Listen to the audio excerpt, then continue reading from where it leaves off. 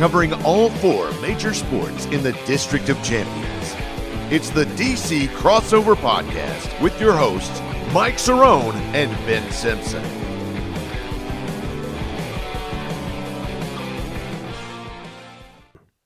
Hello and welcome to episode 147 of the DC Crossover. I am Ben Simpson. That is Mike Cerrone. Glad to have you with us as we have kind of been off and on the past 2-3 weeks or so. We've both been busy. Mike, of course, in the heat of the season for high school baseball. Myself in the process of selling our home and buying a new one. So it's been a little crazy over here in crossover land. But that's okay because football season's over, so now we're getting into these other sports. The Madness of March, of course, going on, and then baseball season opening day coming up on Thursday. And I guess that's a good place to start with opening day, Mike, and the Washington Nationals, of course, here locally, starting a brand new season that as we've talked about on this show, not a whole lot of expectations as I play their little intro music here. So Thursday, 1:05 start at Nats Park. Patrick Corbin, the opening day starter for the Nats. Max Fried starting for Atlanta. I wanted to run these by you, Mike, some of the changes at Nationals Park here for 2023. So this comes to us from WTOP.com. First off, their Nats Park retail store, there's going to be some new lines of premium products such as Vineyard Vines, Columbia, and Johnny O. So a bunch of new merch. I don't know about you, but I'm not a big go to the ballpark and go to the team store and buy $200 sweater at Nats Park. That's not really my thing. I mean, I don't mind, like the City Connect jerseys when those came out and like the shirts and all that. Like that was kind of fun. But I'm not really going to Nats Park to buy a Vineyard Vines quarter zip. Yeah, you were whatever. That's not really my thing, especially with how marked up that stuff is. Right. So maybe that one will skip. New bobbleheads coming this season. You got Josiah Gray, a City Connect bobblehead. Looks pretty cool, him pitching, and he's wearing the gray cherry blossom jerseys.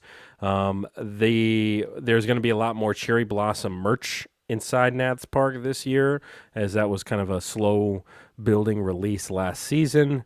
There's going to be here's a big one. So this year there's going to be grab and go drink options. So the way it's going to work is, and I'm looking at a picture right now, is it's like a bunch of fridges, and it says right above, it says step 1, grab a beer. Step 2, check out at kiosk. Step 3, get back to the action. So that is big, because I think you and I both know, you go to the ballpark, if you're lucky enough to get a vendor to come by your seat and you happen to have cash on hand or whatever, like it's easy to buy beer from your seat. If not, you have to go back, get in a line, wait around, wait in line. Maybe you miss some pitches, you miss some batters, etc., depending on kind of how long the lines are. On a hot day, those beer lines are super long. With this new system, the way they're trying to do is they're trying to cut down on that, where it's as simple as you just going to the fridge, grabbing a beer, paying for it, and then you can leave. I love that. I think all ballparks should be, and maybe they are, and maybe we're just late to the game, but I feel like this is the way things should be at this point. Do you agree? Well, when me and Jess went to the Defenders game, that's actually where we got our stuff. So we didn't get, crazy and, get like all these different food items and stuff like that. We just wanted to get drinks and, I don't know, a pretzel or something small like that, Right. So we actually, below our seats, we had one of those grab and go sections, and it was awesome. I mean, literally, you went in there, we grabbed a drink, if you wanted chips or something like that. You put it on the little scan that has a camera on it, and then there's someone there basically to take your payment option. So there is a person running the. I assume they're checking IDs. The person that's at the stand too. Well, right? I'm sure they are. I mean, I my beard was a little I guess long at that point, so they didn't really even check my ID. Sure. Okay. But yeah, so at the time, I'm sure they are, because then you can't have like some. Yeah, I was curious. Like, it was 13-year-old. Like, okay, up so there yeah, there's still grabbing a somebody Bud Light. there, but the point is like you're not having to stand and wait in line super Yeah. long. It's just literally just you're grabbing it, you're going, you're paying, and you're gone. That's Right. that's Yep, way that's that's the way exactly it what it should is. be, especially at the ballpark. I mean, as you said, a lot of the time, once you get your first round of food or whatever, the rest of your time is spent getting drinks. I mean, like you're not really necessarily going back and forth, standing in line, getting more and more food throughout the game. I mean, you pretty much just, at least the way I do it, is usually you're one and done in the first inning food wise, and then the rest of the time you're just getting beers. So that's the way to go. Right. Yeah. Food options wise, there's going to be a signature double patty smash burger on the menu. Okay. All right.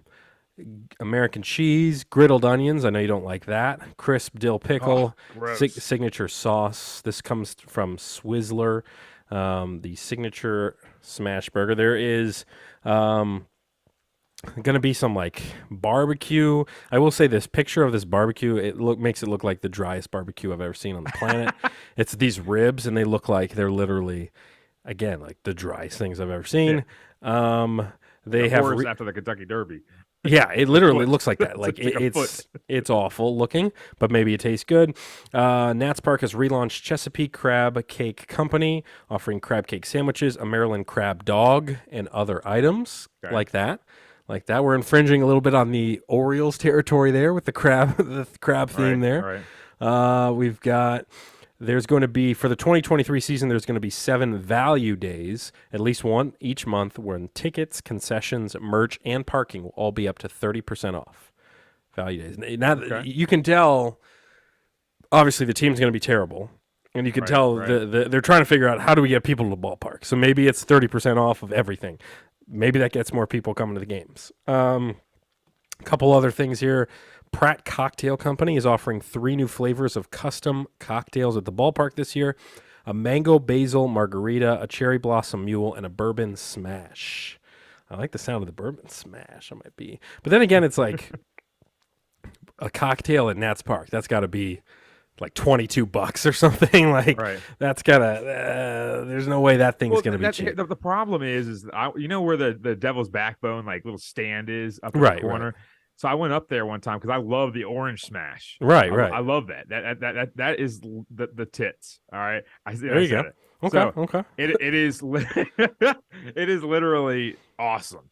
So I went up there. Me and Jess went to the game. I think it was last season. I forgot exactly what game it was. And we literally went there, and they didn't have the orange smash, and they had like Bud Light. I'm like, what kind of? This is a Devil's Backbone stand, and you don't even have a Devil's Backbone drink. Like, yeah, it doesn't make any sense. Like a Corona, and I'm like, I trekked all the way up here to the 400s levels where everything. Oh yeah, because it's way up there. It's at the top. I know exactly where you're talking about. Which everything up there is closed because there's not enough people that were going to the game. Yeah, so there's nothing. There's like 3 stands open, and they're like, "What are you even doing here? What are you even doing at the game?" Yeah, exactly. Yeah. So I was I was so butthurt about that. Yeah, I don't. Honestly, ugh. I for me, it's like if I'm going to a ball game, and look, like I like craft beer, like I like trying different cocktails, all this sort of stuff.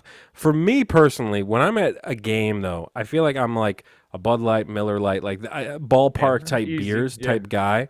But I do like in summertime, maybe they get a good, I don't know, hazy or something like that out there. I don't know. It's been a while since I've been to Nats Park. I haven't been in 3 years or more. So I do think I got to get out a little bit more this season. But that's some of the new offerings. I think they're trying some new things, man. They're trying I'll new tell you food one thing, stuff though. like that. When we went to, I went to the Wizards game against the Kings, like I told you about, and I'll tell you one thing. So overpriced for drinks. I mean, it is unbelievable. Jess got 2 rounds. I got 1 round. And then, and what was it? I think the price for, we got 2 double deuces of like a Michelob and, I don't know, Bud Light Seltzer or something like that, right? It was literally like $37. Yeah, it's just insane. Dude, my bank account literally, it has fire underneath of it, and it's just burning up because I literally went there and I said, whoa, and you want a tip? Like, you want me to? First of all you did was hand me the can. And second, I could literally do that myself. And then also, they literally sat there and were like, "Yep, $37." And I was like, "Wait a second." I mean, you give me 24 ounces of liquid and it cost me $18. It's insane. It's insane. And Nats Park prices aren't that much better. I mean, I think it's like you want fans to be able to come out to the ballpark. You can't be charging this much money for beer. And I get it. Like, it's a business. Like, this is what it is for a lot of ballparks. But at the same time, I just don't like.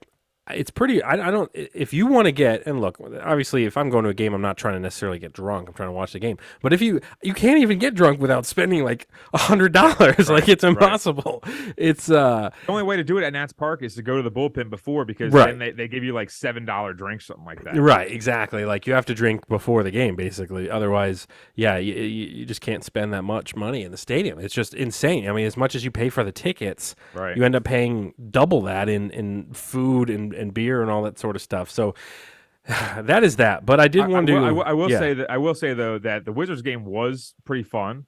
They got boat raced because the Kings shot 60% from deep. Love it. So that was great. Like every shot they did, I just kept looking at the scoreboard, and the 3-point percentage kept going up. It was unbelievable. But it was fun. Now it'd be more fun if we had Gilbert Arenas and John Wall and stuff like that. But like when you have Kyle Kuzma over there, I mean, he got hurt in the first like 2 minutes. Yeah, but that's true. Overall it was all right. I mean, the crowd surprisingly was large. So I'm not gonna lie. Sacramento's pretty good this year. So maybe those maybe those Sacktown transplants on MLB for MLB opening day. Some of the and I do want to get into the Nats over-under for the season in a sec, but I will say the pitching matchups to watch out for on opening day, besides the Nats, obviously, because our boy Patrick Corbin is going to be on the hill. Some of the really good ones, I mean, Aaron Nola versus Jacob deGrom, Phillies at Texas. That's going to be a fun one. You've got Max Scherzer against Sandy Alcantara. That's Mets Miami at 410. You've got Shane Bieber against Luis Castillo. That's Cleveland at Seattle. That's at 10 o'clock. Probably not going to stay up for that one. Corbin Burns versus Marcus Stroman. That's Milwaukee and Chicago at 2:20. I love MLB opening day because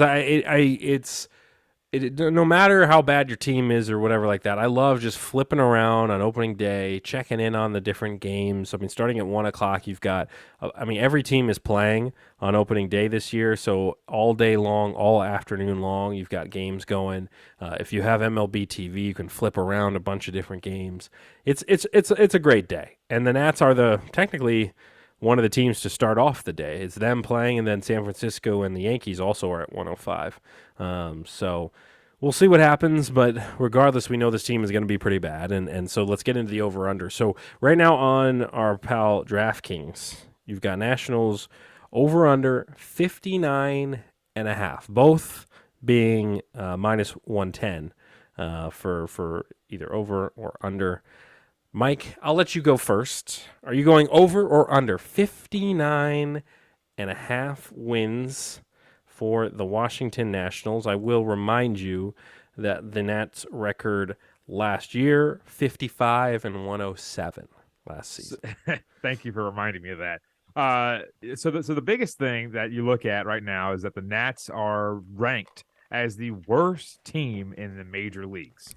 They have the lowest win-loss total, future bet in the entire major leagues. And then you look at DraftKings, and on there it says you can bet on who's going to get the least amount of wins in the entire MLB. And right now, plus I think 360 are the Nats, and then everybody else like the Pirates and so on and so forth are above them. But it's kind of crazy that just going along real fast about how the Nats went from winning a World Series to all of a sudden now being somehow worse than the Pirates. Worst team in the league, basically. Yeah.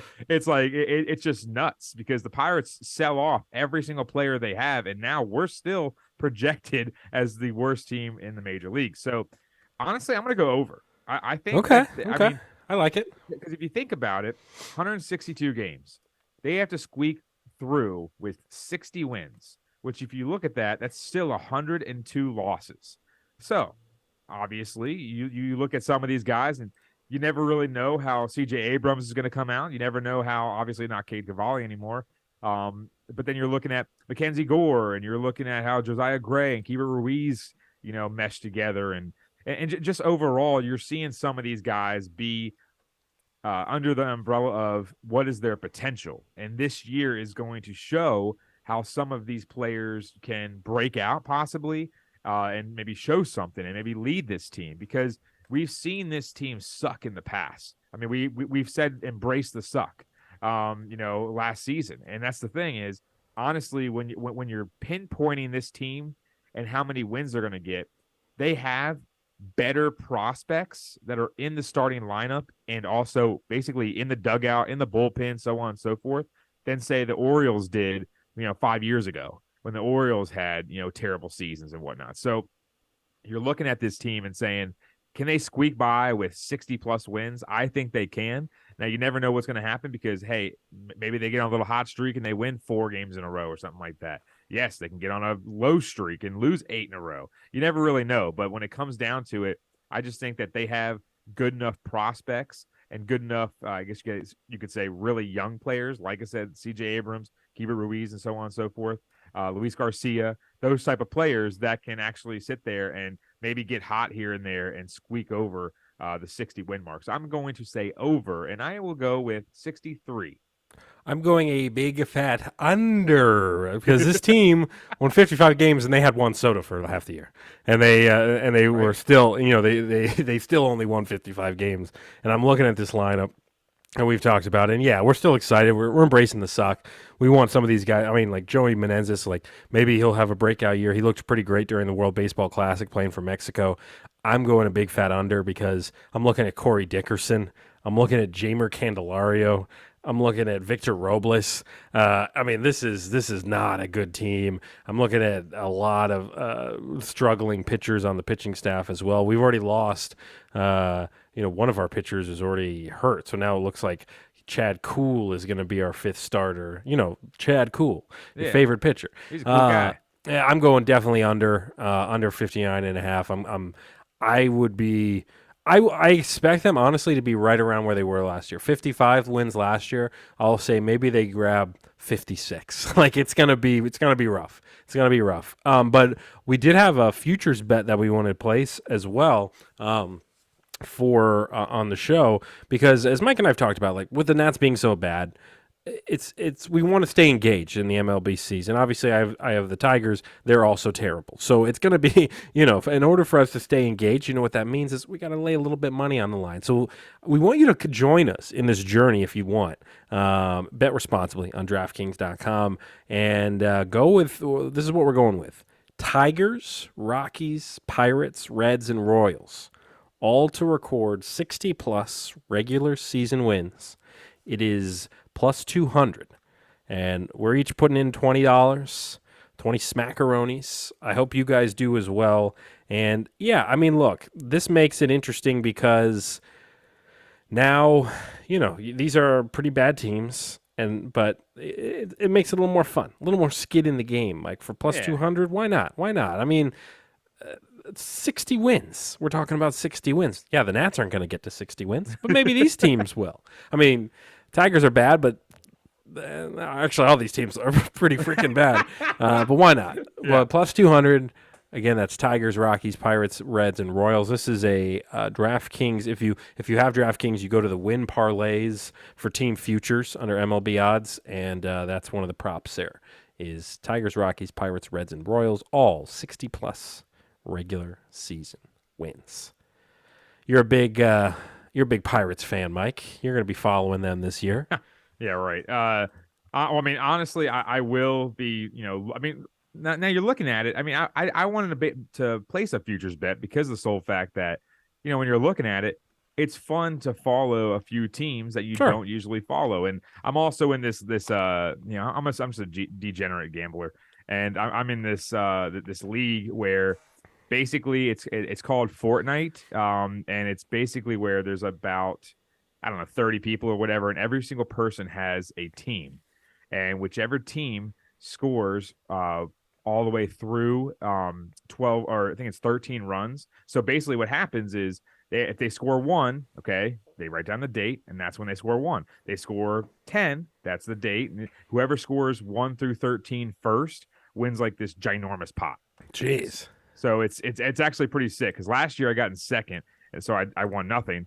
But it was pretty intense because literally I had the Indians, and the Indians, I mean, let's be honest here, or the Guardians, whatever the hell their name is. Right. And I had them for the entire season, which sucked. But now I have the Yankees. So Oh, well, easy money there. Little bit different. So I'm pretty excited that I got a team that actually has people, except for maybe one, that can actually hit the ball out of the yard and stuff like that. So it's gonna be fun to watch the season. Now, obviously, we'll be watching as much as we can, but obviously we can't watch the Nats unless we have cable, which we don't. So right. I guess we'll be following on our phones. Yeah, I do for now. I mean, we're going to be moving in a couple months, and I'm thinking about not renewing my cable for the next place and just going all in with YouTube TV, especially with the NFL going to YouTube TV next season. So that might be the move. And Masson is not on YouTube TV, so I'm going to have to figure out something. We're the DC Sports Podcast. We can't even watch our own team, so I'll have to figure that out. But hey, yeah, you can watch my team because my team has the Game Changer app, and you can watch my team go out there and kick some ass. your team? Yeah, my team I'm coaching. Oh, duh. Yeah, okay. I was like, what are you talking by the way, about? Yeah. That was more so a joke. Right. You're not going to watch it. No. But more so, they found the podcast, which is unfortunate. Oh no. So they found it, and because one kid on my team try to request a follow and saw like the link in my Instagram bio, and then they shared it out to everyone. So now everyone's asking on the pod, and of course they start listening literally the 3 weeks that nothing's going on. Right. We're on and off and everything like that. So that kind of sucks. But they told me to give a shout out to Scary Jerry, so I'm giving a shout out to Scary Jerry. Stay scary, buddy. Scary Jerry. Appreciate you listening to the show. Shout out, hey, Stonebridge Baseball. He actually, the best part about it is that I told him to go on. He followed us on TikTok on the DC Crossover Podcast on TikTok. Oh, yeah. He started referencing quotes from when I reviewed the Flamin' Hot Cheeto balls. He's like, so you want to take your clothes off when you eat them? I'm like, okay, all right, Scary Jerry, calm down. Scary Jerry, you gotta relax, buddy. A little scary, Jerry. Let's move on to the Washington Wizards. I did want to touch briefly on, again, we're not really going to spend too much time on this, but of course the Wizards currently sitting in 11th place. They are 3 games back of the Bulls, so they are currently out of the playoffs. If the season ended today, there are 8 games left, so I guess technically the Wizards still have a chance. They haven't been mathematically eliminated like the Hornets and the Pistons have. But what I want to talk about is, so Chris Miller, who I like for the most part, has been on these Wizards broadcasts for a long time. He was a sideline reporter for a while, and then now with the vacancy in the play-by-play position, they moved him into the play-by-play guy to go along with Drew Gooden and company. So, and look, I mean, I've tuned out to the Wizards for the most part. I'm not really sitting down watching every game, but I watched, a decent amount at the beginning of the season, and I thought he did a fine job. Like, he's a little like Bob for us with the Nats, where he's kind of cheesy, a little corny, but does a good job. Like, he's not a bad broadcaster by any means. Like, he knows what he's doing. Is he really, are you really tuning in and oh man, I can't wait to hear what Chris Miller has to think? No, not really. But he does an okay job. Anyways, so the Wizards are at this point in the season, obviously, and Chris Miller on the broadcast, and this was a couple days ago, gets on before the game, and he is basically rips apart Wizards Twitter and Wizards fan base, talking about you should never want to lose. You should never basically tearing apart anybody that believes in tanking and saying that these teams, the team shouldn't tank. These players are not real competitors if they lose on purpose. Blah blah blah blah blah.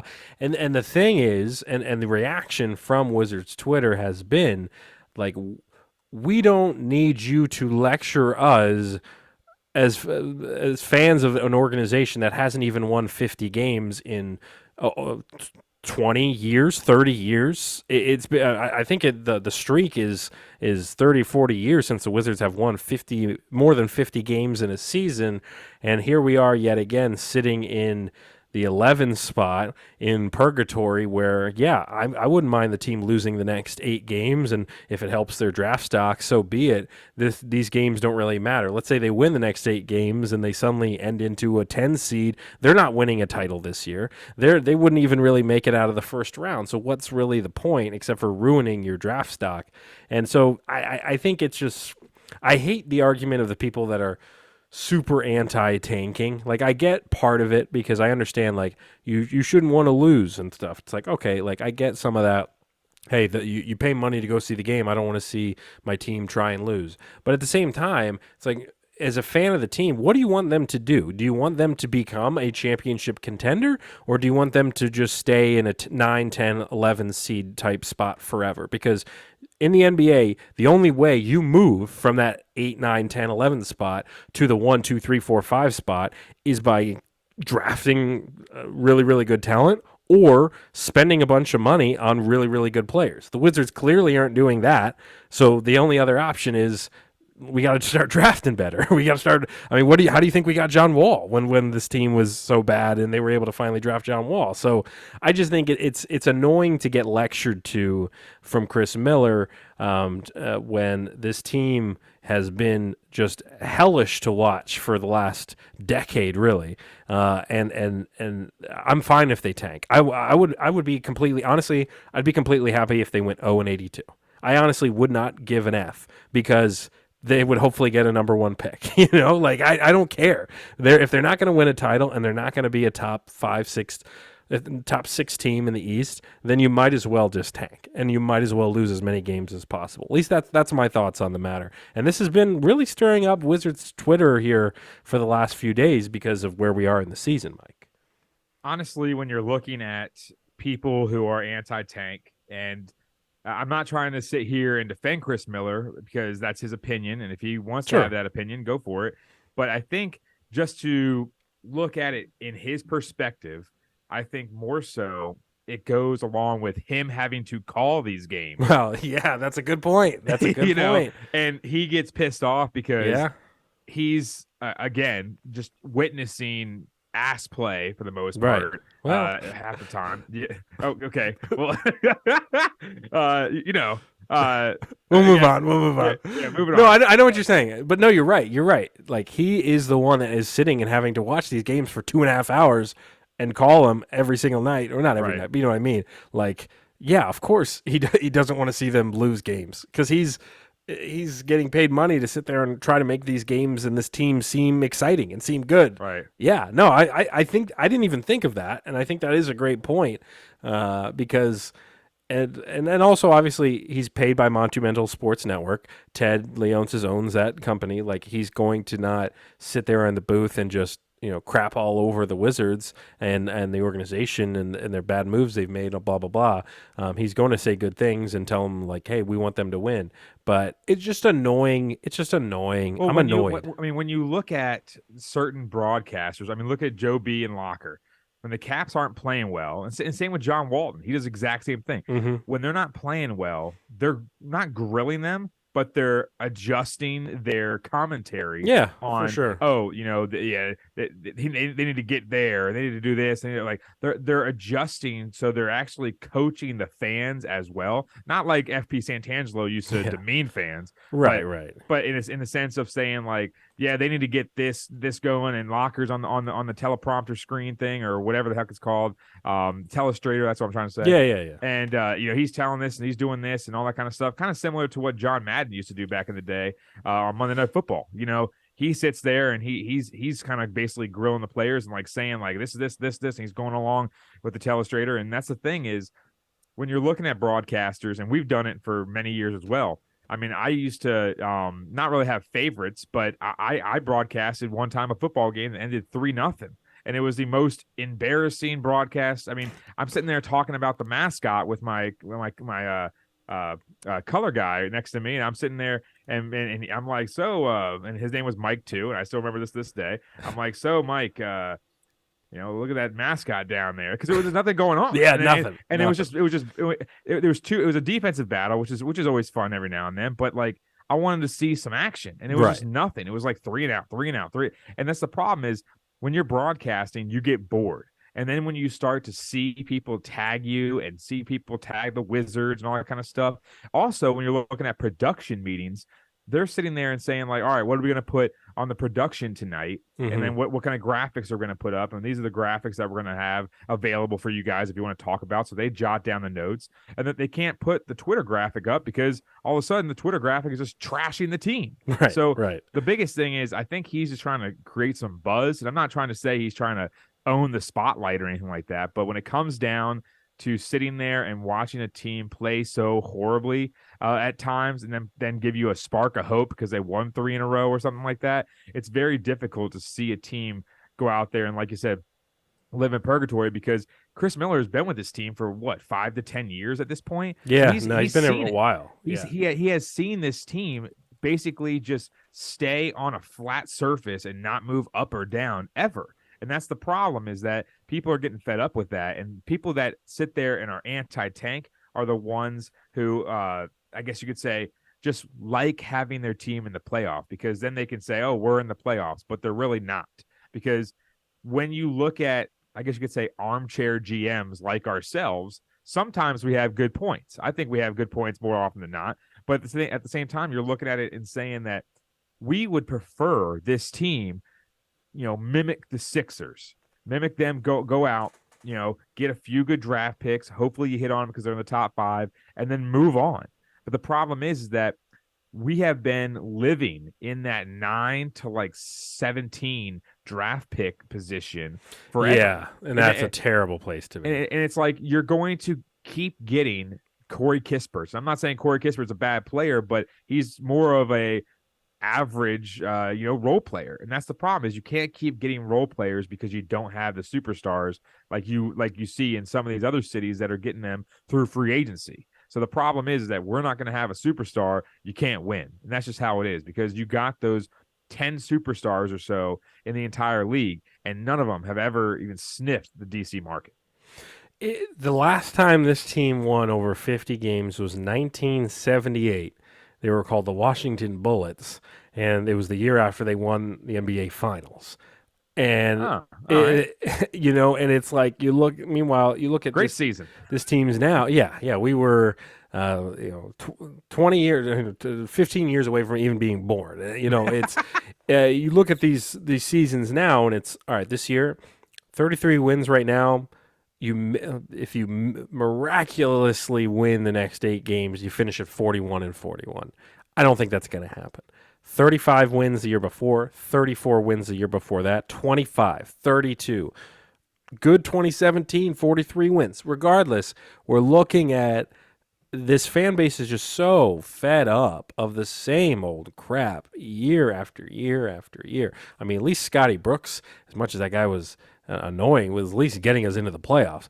Now you got Wes Unseld. It's only his second season, so you can't blame him too much, but it's still, things are not going great with him. I mean, it's so frustrating, because you look around the league and you look at like a team like Sacramento, and you see, you see how excited their fan base is right now because Sacramento is suddenly good after, I think they haven't made the playoffs in like 20 years or something crazy like that. You look at a team like the Milwaukee Bucks, who have had ups and downs in their team's trajectory in their career, and then you bring in a guy, once in a generation player like Giannis comes in and it changes the whole direction of the franchise. You look at a team like the Sixers, like you talked about, who, okay, you couldn't criticize them because has their tanking led to a title? No, but they're at least in the mix every year. I mean, they're a top 3, top 4 team every single season because of the things that they did, and now have turned their franchise around. You look at the Cavaliers, who were god awful a few years ago, and now they're the 4th best team in the East.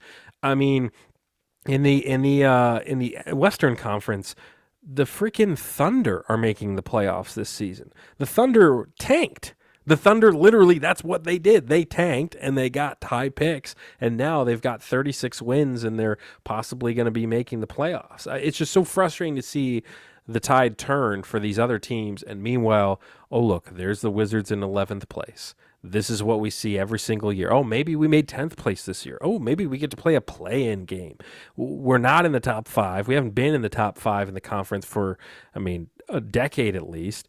it's just so frustrating. So for Chris Miller to get on the air and to act like, to lecture the fan base about you should always want to win. You should always want to win. Of course we want to win, but the team isn't.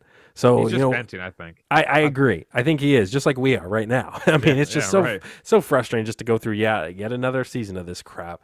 Like we sit there and we try to make a format for every single episode, and I mean, I'm just thinking about it today, and I was like, do I text Ben and ask him, is the offseason starting today? So it's like that's the problem, is that there's only so much. And the funny thing is going back to the baseball team that I coach. Yeah, they were talking to me about it, and one of my players said, "Well, you don't really have that much to talk about, do you?"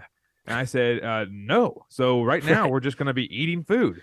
So it's like, I mean, because in the NHL, when usually we have the Caps fighting for a playoff spot, I mean, they're the third team down from even from Pittsburgh. I mean, for making the playoffs too. Like, they're not going to make the playoffs. Pittsburgh is at 82 points. The Caps are at 76. It's not like they're mathematically eliminated either. But very bleak. They got 8 games left too. So it's like they're similar to the Wizards, where okay, maybe you barely sneak into the playoffs and then you lose.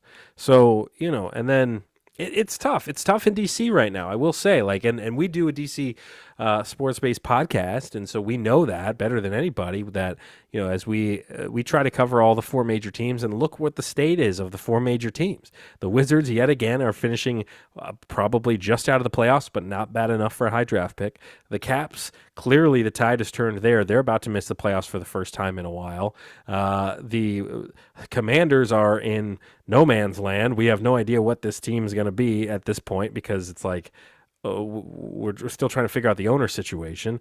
And then, you've got the Nationals, who are possibly the worst team in Major League Baseball. So things are not great. No wonder we're just stuffing our fat faces with food every episode. Because I love the Defenders. Yeah, well, the Defenders are undefeated still. So shout out to them as they play tomorrow, right? And they're 5-0 as of now. But the problem is that, I mean, I only know about 4 players, and I've watched every game. Yeah. Oh, I've watched 0 seconds of the DC Defender, maybe 5 seconds on accident. So yeah, it's tough. It's tough right now, which is funny because 5 years ago, this was the greatest time ever to be a DC sports fan. You had the Caps and the Nats win back-to-back championships. It was some of the greatest little stretch here. And now look where it's gotten us. Now we're just living in this hell as I'm in the darkest room in the world, apparently. I forgot to turn on a light before we started the podcast, and I can't get up now because I'm not wearing any pants. So as it was hot in this house. As we move on, let's get into... I wondered why it got so dark. Yeah, don't let this episode play for your high school team. All right, we'll just touch briefly on March Madness. But before I do want to touch a little bit on the golf side of things. But just the only thing is, obviously, stating the obvious, as everybody's seen, it's just like this tournament's been nuts. I mean, the fact that we're looking at this Final Four is insane. And I think we were talking a little bit before the show about how, brackets wise, it's almost like even if your championship pick got eliminated early on in the bracket, you probably still have a chance to win your bracket, because nobody's predicting what this is happening right now. I mean, crazy game with San Diego State earlier today as we record. We're recording right now. Miami and Texas are tied 77 all with like 3 minutes left in that game. So we'll see who punches their ticket in from there. I mean, UConn's just blowing everybody away in their games. It's crazy. And I feel like this is good for the tourney, because I feel like they needed a year like this to remind everybody that, hey, we all have no idea what we're doing when it comes to bracket picking and to seeding, and especially a year like this where even months before the end of the season, I was reminding my friend about this, because I found the text where I told him it's anybody's tournament. It's anybody's year this year, because there was definitely no clear-cut number one team, really. You could say, Purdue, but then you remember, it's Purdue. There was no chance they were going to win the title. It's Gonzaga. No chance they were going to win the title. The Zags are going to zag.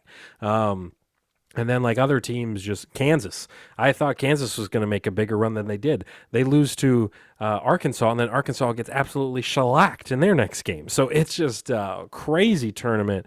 At this point, I think UConn is probably my pick at this point.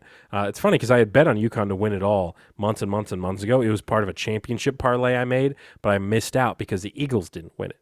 So if the Eagles had won, I would have had a good shot to win some money because I think UConn's going to win it all here.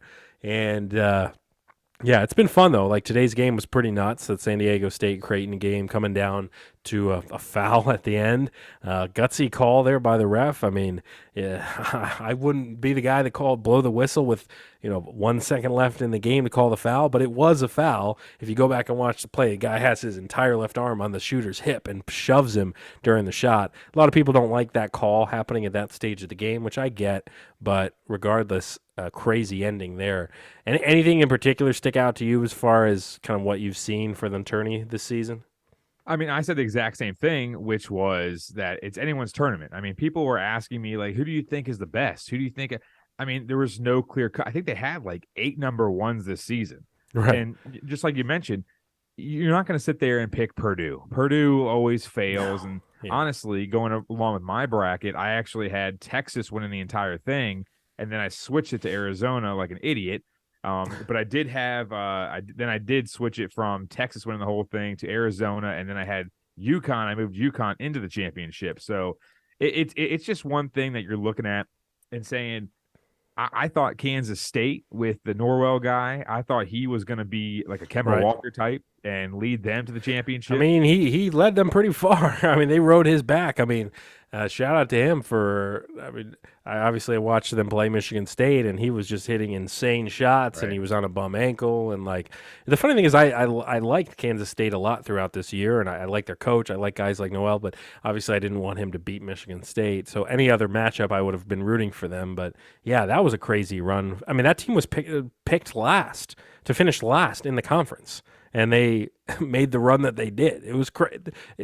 And then you got the stories of teams like Princeton making the run that they did. Yep. I mean, the fact that FAU is where they are in the Final Four is insane. I mean, this year is nuts. I mean, bettors are probably losing their mind for the most part because, like, how can you predict these games at this point? Right. Like, how do you bet on this? I mean, and you're looking at San Diego State and FAU has scored a bunch of points this entire tournament, and I think honestly, San Diego State might be their kryptonite. Because if they play the defense that they did today against Creighton, FAU has almost zero shot. Yeah, I agree.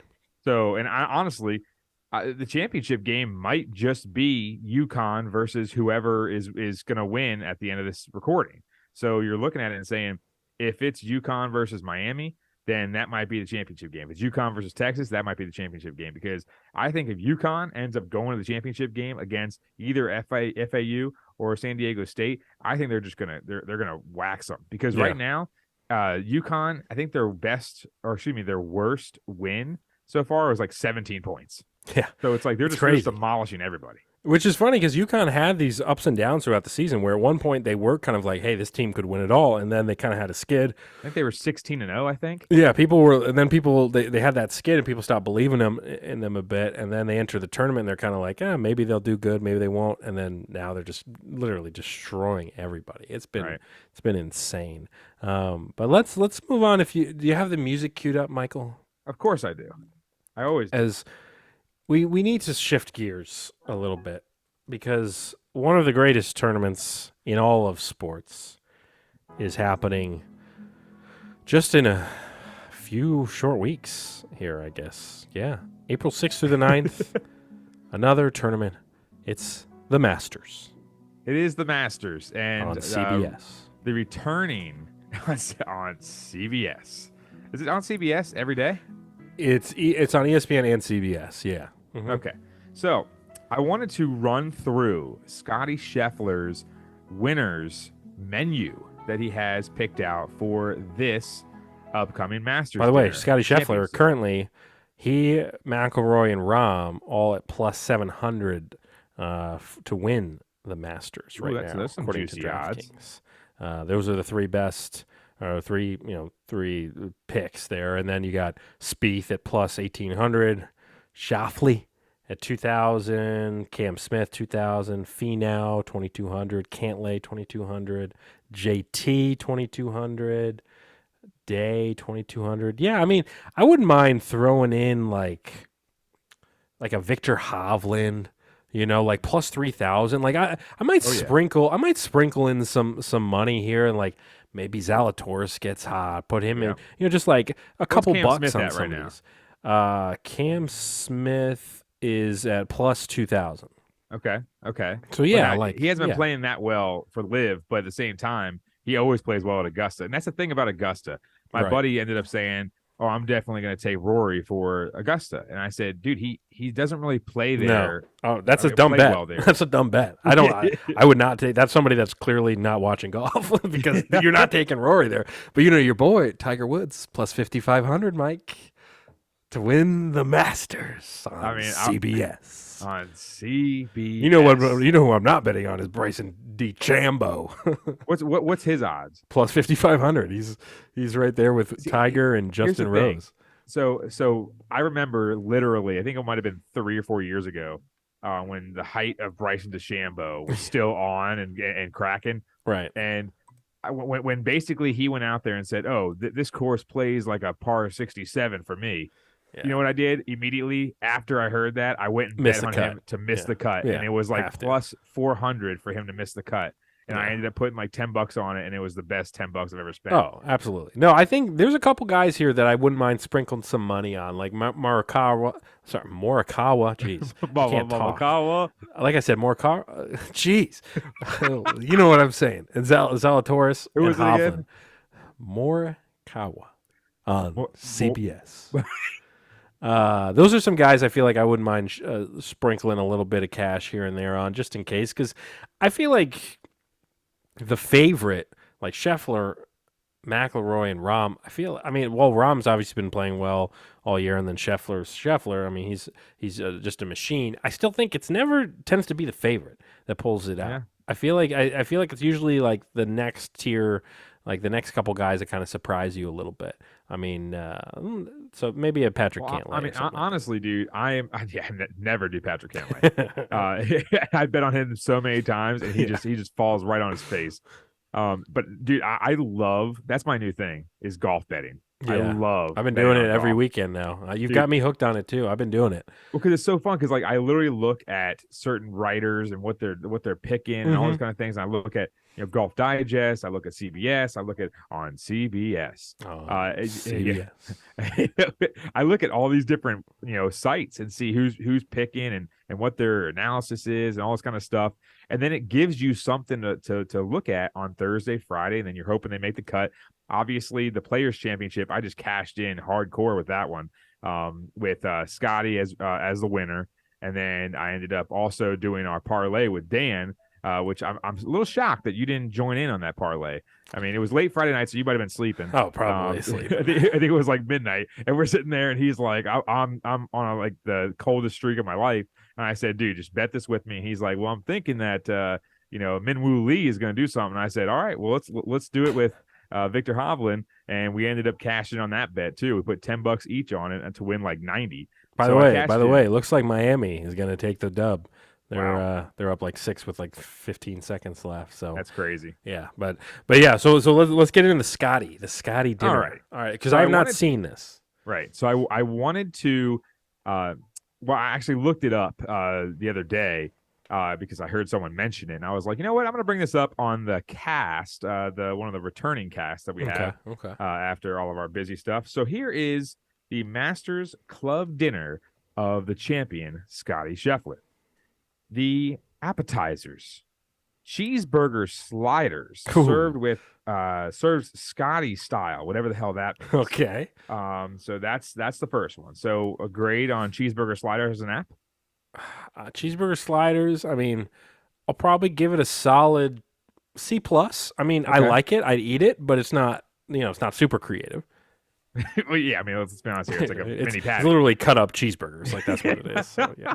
All right. So the next one is firecracker shrimp.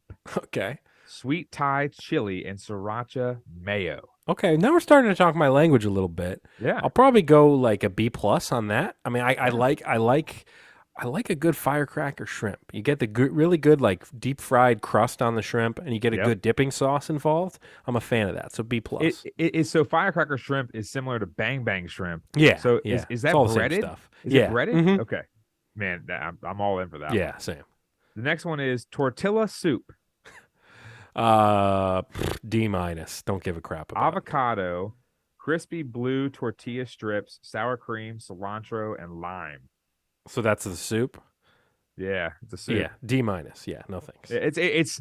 I mean, honestly, here we should. That's what we should do is do a quick run through of what we should. What we would. Right. Maybe we'll do that next week too. yeah, that works. Yeah, save the content, man. Yeah. Say the content that we're lacking right now. All right, here we go. Here's the main dishes. All right, By here the we way, go. I don't like it when they just say, "All right, here you get a choice of this or this." Like, why can't I have both? Yeah, I don't. that's I true. understand. I'd It's ask a for both. Master's dinner. So here we go. The first is the Texas ribeye steak Okay. or the blackened red fish. So it's a blackened red fish, not So a steak red or fish. fish. It's a blackened one. Okay. I mean, obviously, I'm going steak for sure. And it's a ribeye, you said? Yep. Okay, I like that cut. So yeah, I Okay. mean, that's a solid B plus again. Yeah, yeah. The sides, family style macaroni and cheese, Okay, I like it. Again, B plus, jalapeno creamed corn. A minus. A little zip with that corn. Okay, Yeah, like- yeah, a little zippy. yeah. Fried Brussels sprouts. F. Don't care. Brussels Yes. sprouts. Brussels sprouts are terrible. Brussels sprouts. I mean, geez, you could just use those as a puck. You can clean your clubs with those after the round. Yeah. And Disgusting. seasoned fries, Okay, I mean, seasoned fries. How boring can you get? Like, salt. okay, C. That's a C. That's a C. Now, Like, come on, now, man. Could you sit there and like say, I'm gonna have McDonald's fries or That would Arby's be fun. fries? But like, I feel like why not do like Parmesan truffle fries or like Yeah. seasoned Cajun curly fries or like Yeah. something more interesting than just seasoned fries. What are we Seasoned doing? fries. Scott? We have parsley and salt. Yeah, that's boring. That's Boring. right. I wonder if that's allowed though, or it's too trashy for Augusta. I mean, we're talking about cheeseburgers and mac and cheese. I think we can get a little Cajun seasoning on the No, fries. I'm not even talking about that. I'm talking about like if you Oh, say like fast I want food? Arby's curly fries. I mean, can't you kind of do what you want? You're the champ. I mean, Trump had McDonald's for At the White House, national yeah, might as well. champion- Yeah. you might as well have it. at Augusta. Yeah, why not? Come on. Okay. Augusta. So They then had we freaking go- Dude Perfect there throwing frisbees. I think they can have McDonald's fries. Yeah. Yeah. With Bryson DeChambeau of all people, the guy who Yeah. missed the cut. Yeah.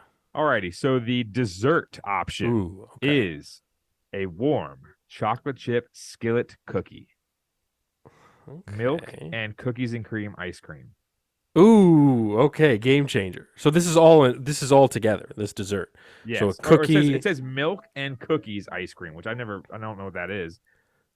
Yeah. I don't know I what that added is the either. cookies and cream, but whatever. Okay, cookies and cream ice cream and like a nice warm skillet cookie. You know where you get that is if you go to Alamo Draft House and they have a dessert on the menu. So you go see a movie or whatever, you get your regular food and then you get the cookie with a little dollop of ice Daisy? cream on it. It's great. Dollop of Daisy? Is it Daisy ice cream? I have no idea. I just- Daisy is sour cream. It was a joke, but oh, you didn't get certainly it. So not a we'll- dollop of Daisy. Woo, right over your head. Yeah. If, Have you ever heard that commercial? Dollop of Daisy. I haven't heard that one, and I like Daisy. I like sour cream, but Okay. Well, it's not going on whatever you put on there. Yeah, we'll move on.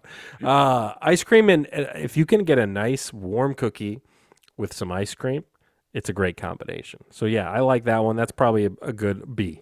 Overall grade for him is We'll just go B minus. B minus. B minus. So I have two other ones real quick just to run through Yeah, fast. One is very nubs, and obviously no one remembers this guy even winning the Masters.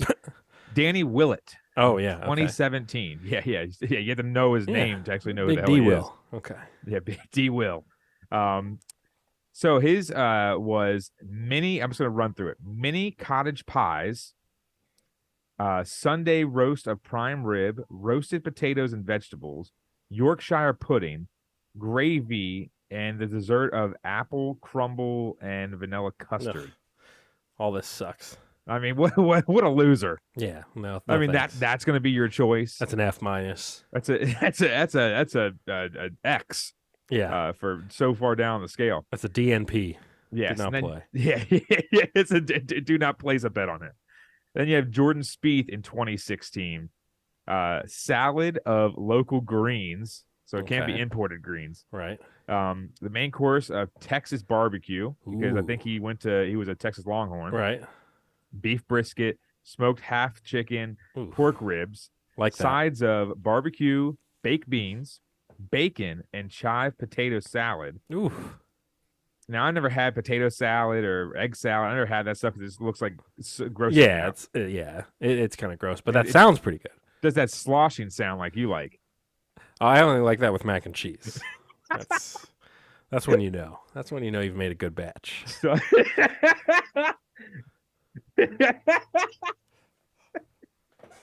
All right. Sauteed green.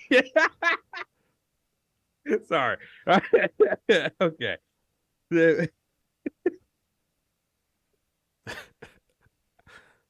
He can't move on. Yeah, I'm trying. Sauteed green beans. Sauteed green beans. Okay. Yeah. Boring, but okay. Okay. Real zucchini. Gosh, Ugh, I'm yeah. starting to hate zucchini more and more, honestly. There's nothing you can do. Everyone's always like, "Oh yeah, you can make it into noodles." It's like, why would I do that? Yeah, I can just have regular noodles. Why can't I just have noodles? Yeah, why can't I just have the linguine? They're like Roasted Get yellow some noodles. roasted yellow squash. Okay, A lot now of- it's going a lot of downhill. a lot of healthy things. In Yeah, this the thing. barbecue part Jordan. was great. Now it's going downhill. Dessert of warm chocolate chip cookie with vanilla ice cream, which Okay, is yeah. it's nice, but it's Yeah, it's not as cool as the cookies and cream ice cream. Like that was a pretty good idea. By the way, did you ever go to the place called Zeffirelli? Yeah. I've been to Zeffirelli's in Herndon. Yeah, we Yeah. went there on Friday. By the way, Oh, I went there for like my prom dinner or something. jeez, well, it is old. Yeah, it's like an old school place. Yeah. Now, you know what? Honestly, one thing, and this is not a knock on the restaurant; it's a knock on just restaurants in general. When they put you at a table for two, why Yeah. is the table so? I was gonna cuss. So effing small. Oh, when it like pushes into your gut and stuff, are you saying? Well, that. Or you run out of room on the table. Well, at Outback the other day, it was like literally like choking me, Yeah. and it was I a hate booth, and I was like, okay, I'm not that big. that. Oh, Let's yeah. be I hate when honest you here. go in and it's just, it's like pressing into your Yeah, rib yeah, cage. I had like a line on my stomach. I'm like, Yeah. what the... but no, this place, the table was so small, and they give you bread, and they have like glasses, and so it's like I had no space for anything. Oh yeah, I hate when you run out of space at a table because then you're like, what am I supposed to do? Like there's nothing, Right. there's no room for my drinks, there's no room for like my food. No, I make your tables bigger, people. Come on. Well, that place is old too, so it's like Yeah. they need to send a little update. I mean, it said like they've been and the the guy was like saying, "Oh yeah, what's your name?" What he's like introducing himself, and I was like, "Okay, that's nice and stuff." Yeah. But he was like, "This is we have the veal chop," and he was trying to make a joke and about the price, and I mean, mine was really good, and so was hers too, because she had leftovers. No, it's it's a very cool old school place, old school Italian. If you're in the Herndon area, Zeffirelli's there in downtown Herndon. That's a good spot. No, like I said, like it's so been around so long. Like we did that for like my prom night dinner was Right. like a fancy dinner at Zeffirelli's. I haven't really been back, but that was the dinner where my dad gave me $200 in cash to like have for the dinner to pay for everything. The check comes and I reach into my pocket and I realize there's a hole and all the cash is completely gone. Yikes! So I had to call him up and he unfortunately had to bring me more. And it was like, I am so sorry, Dad. Like He I was was he probably I so was- salty. Oh, he was, yeah. Well, yeah, $200 is $200. We're not made of money here. It was he rough. was so salty. Scotty Scheffler could have used some of the salt for his season He fries. could, because I mean, what are we talking about here? Just regular fries. I would have Zeffirelli's cater my master's dinner. There we go. Now next week let's go through it. Next week we'll go through Oh yeah. our full menu, our master's menu. menu if we win the Masters, which of course we will. Dude, Before we go, the Astros scored 24 runs today. there's a nice little spring training game for people. All right, before we go, we're gonna wrap up. But before we go, we do have, of course, Mike's Trivia Corner. Might as well hit it up before we end today's episode. A chance for you, the fans at home, to play trivia, and for me to probably just get it wrong. What do you got today? Geez, your room is so dark. Mm-hmm. I don't know how you can see in there. Yeah. Alrighty. Here we go. What? Actually, we'll go with this one. We're gonna go a different one. Here we go. What Georgetown? Okay, I'm gonna start it over. Yeah, go ahead. There's two Georgetowns, so I'm Patrick looking at the wrong Ewing. ones. All right, here we go. The DC Sports Trivia question of the week. What Georgetown star played 18 NBA seasons, won the NBA Defensive Player of the Year award 4 times, and was inducted into the Basketball Hall of Fame in 2011?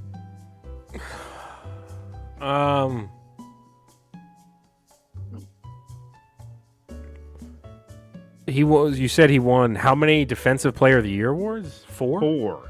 Quattro. That's Quattro 4 in Defensive Spanish. Player of the Year awards. So originally I was like, is this Allen Iverson?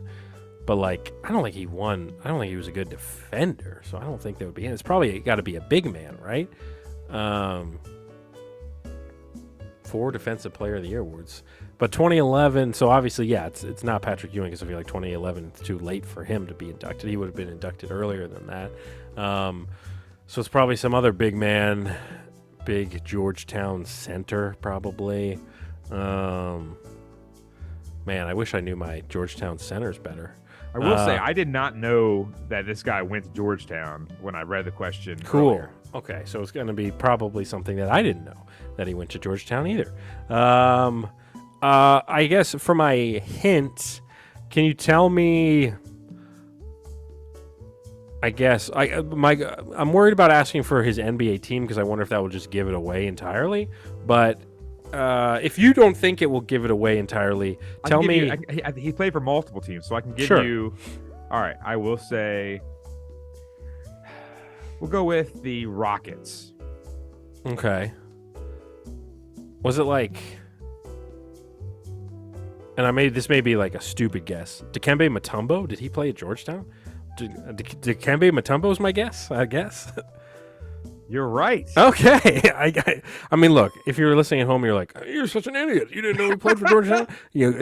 Like the people that go on the TikTok comments and are like, you didn't know this? Oh, you effing idiot. And you're just like, get a life. Get a Why life. don't you go eat some seasoned fries with Scotty? Get a life. Get a life. I didn't know something. Congratulations. You knew it. I didn't. I don't care. It doesn't give me anything. I don't get paid for answering a trivia question. I just hate when people are like, how did you not know that? It's like, because I talk to women. I don't know. So easy. Dikembe, and I got it right. So screw them. Dikembe Mutombo. No. That's not. All right, we'll move on. It's a good episode for your. I did the same thing. I did the same thing one time, and I was like, "Oh, is that?" Yeah, I don't know if I can do that anymore. It's a good episode for your high schoolers to listen to for sure. Well, the worst part was that they played it on a Bluetooth speaker in the library. Oh God, that's terrible. Yeah, they should be suspended for that. You got to make them run laps. Yeah. I might. Crazy Jerry. Whatever that kid's name is. Scary Jerry. Scary Jerry. Crazy Jerry. Yeah. Insane Jerry. There he is. That guy's nuts. Scary guy. So we are back into the swing of things. We'll be around here putting out episodes, and then the off season will be starting sooner rather than later because we're running out of S to talk about. But of course, MLB opening day this week. NBA and NHL seasons wrapping up. And we'll talk a little Commanders maybe next episode because obviously Jacoby Brissett, kind of a move that I want to get your thoughts on for sure. But besides that, people, follow the show on Twitter at the DC Crossover and at Cerrone16 and on the Talk so you can make your comments about me being an idiot or Mike's rants and all that good stuff. The DC Crossover Podcast or just DC Crossover Podcast on TikTok. That's what it is. Follow the show. And subscribe, like, all that good stuff. We will see you next time. This has been another episode of the DC Crossover. John Z, take us out. Welcome back, John. The sweet, sweet voice. Makes me just so happy. Love you, John Z.